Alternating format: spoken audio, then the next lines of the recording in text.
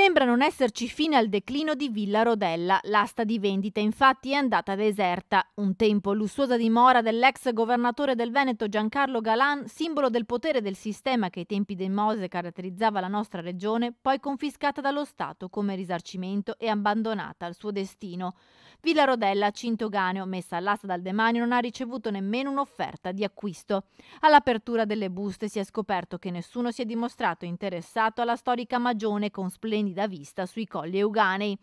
La dimora, a seguito dell'arresto di Giancarlo Galan nel 2014, venne confiscata. Il patteggiamento chiesto dall'ex governatore prevedeva infatti un risarcimento allo Stato di 2.600.000 euro che venne pagato proprio con la cessione della villa che risale al XVII secolo. Il podere per anni venne abbandonato, passando da luogo di lusso a simbolo di degrado, spesso preda anche dei vandali. Lo stesso Galan e la moglie, prima di abbandonarla, staccarono vicie, termosifoni e altri arredi.